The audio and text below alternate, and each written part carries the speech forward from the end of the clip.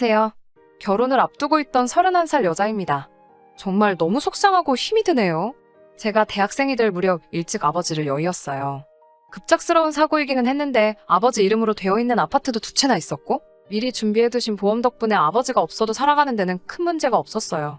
온 가족이 아버지를 먼저 보냈다는 사실에 처음에는 다들 많이 힘들어했지만 산 사람은 살아야 하지 않겠냐며 이내 곧 털어내고 일어날 수 있었어요. 저도 제 남동생도 어린 마음에 아버지가 돌아가신 그때의 상황이 너무 힘들었지만 우리가 힘들어한다면 제일 힘들어할 사람은 우리 어머니라는 생각에 같이 힘들게 이겨냈습니다. 그렇게 시간은 지나고 저도 대학을 졸업해 취직을 하게 되었고 남자친구를 만나 결혼을 준비하고 있었습니다. 남자친구는 저와 나이 차이가 있던 남동생의 과외 선생님이었어요. 오며 가며 저도 마주치게 되었고 남동생의 과외 선생님이다 보니 남동생과도 사이가 좋아서 그 부분이 가장 마음에 들었습니다.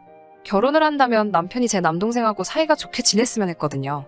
스드메를 알아보면서 제가 드레스 피팅을 하던 날에 어머니가 눈물을 뚝뚝 흘리시면서 제가 이렇게 예쁜 모습을 저희 아버지가 봤었어야 했다고 하시며 슬퍼하셨어요. 그렇게 정신없이 결혼 준비를 하면서 하루하루를 보내는 와중에 안타깝고 충격적인 일이 생기게 되었습니다. 친구들하고 놀러 나가셨던 우리 어머니가 고속도로에서 교통사고가 크게 나게 되었고 그걸로 입원해 계시다가 결국 교통사고로 돌아가시게 되었습니다. 난데없이 저와 제 남동생은 고아가 되어버렸어요. 얼마 안 있어 올릴 제 결혼식을 엄청 기대하셨는데 아버지가 제 드레스 입은 모습을 못 보는 게 아쉽다고 하시던 어머니마저 떠나보내게 되니 모든 게 허무하더라고요. 장례식장에서 멍하니 천장만 바라보고 있었어요. 정말 무슨 생각으로 앉아있나 싶더라고요. 한참 정신을 못 차리고 있는 와중에 제 남동생이 저한테 제 전화기를 건넸어요.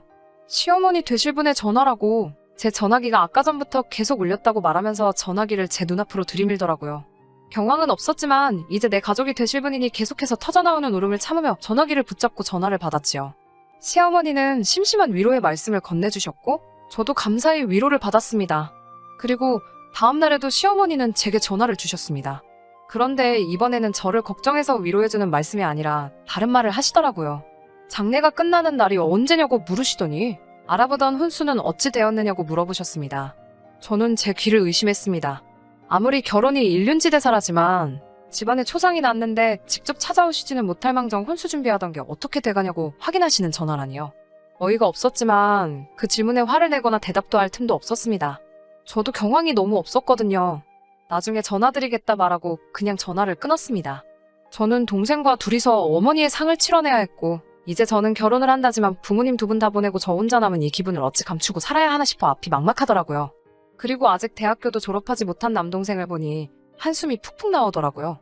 마지막으로 엄마를 보낼 때에는 울다가 숨이 넘어가 실신 직전까지 가게 되었습니다. 모든 게 끝나고 온 가족이 같이 살던 집에 돌아오니 집안 곳곳이 전부 어머니의 흔적들로 가득했어요. 울다가 울음을 그쳤다가 넋이 나간 사람처럼 몇 시간을 혼자 펑펑 울었습니다. 그 시간을 어떻게 보냈는지도 모르겠어요.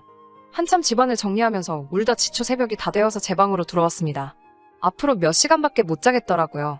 그래도 아침에 일찍 일어나기 위해 알람을 켜기 위해 핸드폰을 들었는데 제 전화기에 부재중 전화가 수십 통이 와 있더라고요. 모두 시어머니 되실 분의 전화였습니다. 상을 치르고 있을 거라는 걸 알고 계셨을 텐데 무슨 급한 일이 있길래 이렇게 안달나게 전화를 주신 걸까 싶어서 날이 밝으면 전화를 드려야겠다고 생각하고 잠을 청했습니다. 알람을 7시에 맞추어 놓았는데 6시부터 제 전화기가 울리더라고요. 예비 시어머니의 전화였습니다. 이 시간에 전화를 주신 거면 무슨 큰일이 나도 낫겠다 싶어 저도 화들짝 놀라서 전화를 받았습니다. 무슨 일로 전화를 주셨는지 조심히 물어봤는데 예비 시어머니께서는 저에게 지금 살고 있는 집이 전세인지 자가인지 물어보시더군요. 자가라고 대답을 드렸더니 그렇냐고 하시면서 이번에는 아파트가 몇 평인지 물어보셨어요.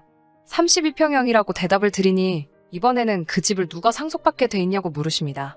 이해가 안 되는 것도 있었지만 속이 뻔히 보이는 질문에 저도 슬슬 화가 나기 시작했습니다.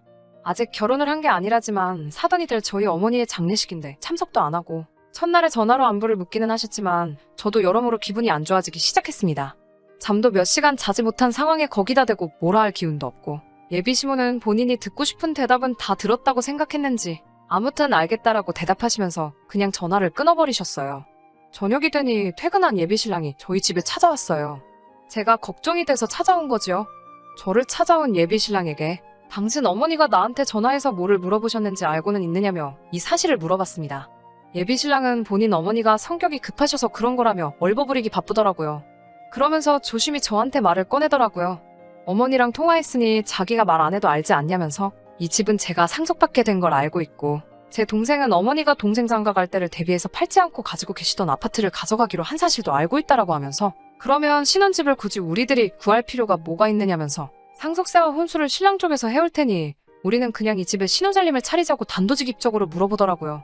돌아가신 어머니가 상속을 어떻게 하시는지 그걸 어떻게 그렇게 잘 알고 있느냐고 물었더니 전날 제가 통화가 안 돼서 예비신랑이 제 동생한테 전화해서 다 물어봐서 이미 알고 있다고 하더라고요.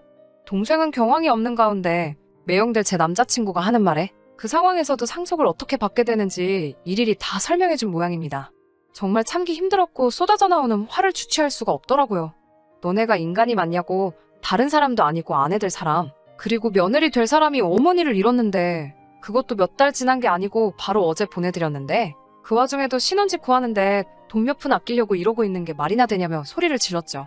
우리 엄마 입원해 계신 동안 병문안도 한 번 안 왔으면서 고작 생각한다는 게 우리 엄마 돌아가시면 신혼집이 저절로 마련될 거라 이미 계산하고 있었다는 게 말이나 되냐고. 솔직히 장례 치르는 중에도 너네 엄마가 미친 듯이 전화하면서 아파트 평수를 물어보고 자가인지 전세인지 확인하려고 하는 전화질에 시어머니들 분에 인성에 실망감이 가득했는데 그 와중에 너는 나보다 더 어린 내 동생한테 전화해서 상속이 어떻게 되는 건지 알아본다는 사실이 소름이 돋는다고 했어요. 사돈 되실 분이 자꾸 하셨는데도 너네 엄마는 코빼기도 안 비치던 것도 이해가 가질 않았는데 그런 부모님 밑에서 자란 너가 하는 행동을 보니 미래가 안 봐도 뻔하다고 그냥 이 결혼은 없던 걸로 하자고 소리쳤어요.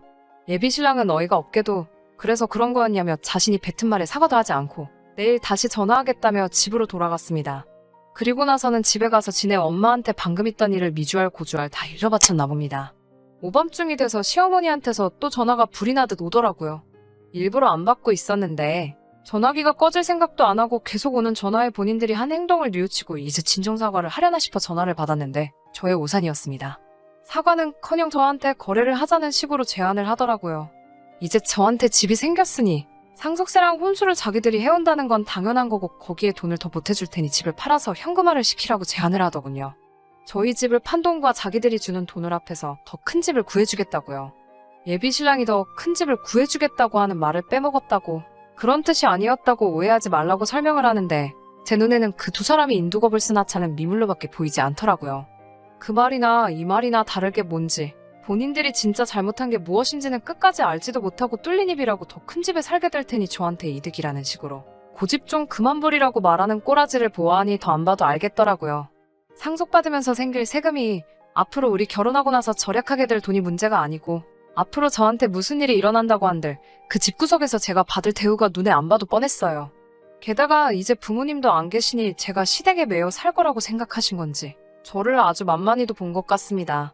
그 사람들한테는 지네 가족이 최우선이고 그 다음이 돈, 그리고 그 다음이 저라는 생각밖에 들지 않았습니다. 더 할 말이 없다고 해도 자꾸만 다시 생각해보라고 강요하는 말에 저는 그렇다면 내일 직접 얼굴을 보고 이야기하자고 말하고 전화를 끊었습니다. 그리고 저는 다음날 친척들을 전부 다 저희 집으로 불렀습니다. 만나기로 1시간보다 일찍 친척들을 소집을 했고 신발을 숨기고 전부 방에 들어가서 기다려달라고 했어요.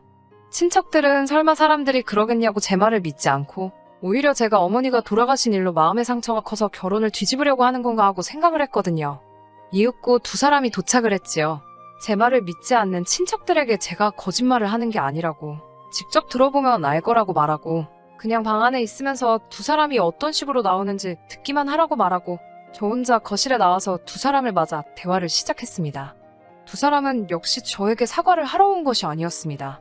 여전히 어머니가 남겨준 집을 가지고 결혼 비용을 아끼기 위해 저에게 사탕발림을 하러 온 것이었어요. 저는 두 사람의 행동이 너무했다는 식으로 일관하고 쉽게 마음을 열려고 하지 않았습니다. 시어머니는 죽은 사람은 죽은 사람이고 산 사람들은 살아야 하지 않겠냐면서 제가 손해볼 것도 없는데 뭐가 문제냐고 점점 화를 내기 시작했어요. 그러고 나서는 하는 말이 이제 저는 고아나 마찬가지고 혼주석을 비워둔 채로 결혼식을 올린다는 사실이 아주 결혼식에 참석한 사람들에게 보여주기 부끄러워 죽겠지만 그런 와중에도 저를 며느리로서 받아주려고 하니 오히려 제가 시댁에 고마움을 느껴서 알아서 먼저 그 제안에 따라야 한다고 하더라고요.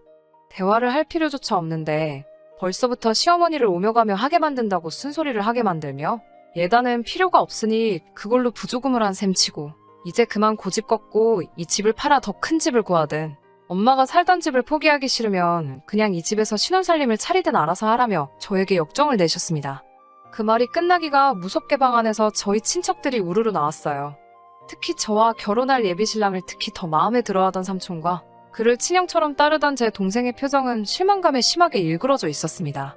방 안에서 사람들이 몰려나오니 두 사람은 당황해서 아까까지 신나게 떠들던 그 입을 꿈쩍도 하지 못하더라고요. 끝까지 본인들이 무슨 잘못을 했는지 깨닫지 못하고 결혼할 상대, 며느리 될 사람한테 이런 짓을 하는 게 사람이 맞냐면서 사회생활을 처음부터 다시 배워와야겠다고 몰아갔습니다. 세상천지에 사돈상 치르는데 재산이 어찌 되었냐고 묻는 사람이 어딨겠냐며 공감 능력도 터무니없이 부족하고 사람 알기를 우습게 아는 집안에는 이제는 제가 시집을 가겠다고 우겨도 보낼 생각이 없다며 두 사람 보고 이제 제 근처에는 얼씬도 하지 말라고 앞으로 제 앞에 다시 한번 나타난다면 그땐 재미없을 줄 알라며 한 소리를 했습니다. 두 사람은 결국 포기하고 돌아갔고 그 뒤로도 정말 후환이 무서운지 아무 연락도 없습니다. 잠시나마 진심 어린 사과를 하지 않을까 기대한 제가 정말 바보 같습니다. 처음부터 이런 낌새를 알았더라면 좋았을 테지만 그래도 지금이라도 알게 되었으니 다행이라고 생각합니다. 이런 쓰레기 같은 집구석에 시집가지 말라는 엄마의 선물이라고 생각하라지만 돌아가신 어머니를 생각하면 고작 이런 걸로 어머니와 바꿔야 했냐는 생각이 들며 처음부터 눈치채지 못한 제 자신이 너무 원망스럽네요. 가끔씩 동생한테 연락을 시도해본다고 하는데 동생도 화가 풀리지 않아서 연락을 받고 있지는 않다고 하네요. 전화를 받아서 욕짓거리라도 한 다발 해주고 싶지만 그동안의 정이 있으니 거기까지는 하지 않겠다고 합니다. 어떻게든 그 집구석하고 두 번 다시 엮이지 않고 저도 이 아픔을 털어내고 새 출발을 하는 게 돌아가신 어머니 아버지를 위해 그리고 저를 위해서도 가장 좋은 결정이라고 생각하고 저도 하루빨리 마음 추스르고 새로운 시작을 위해 노력해야 할 것 같습니다.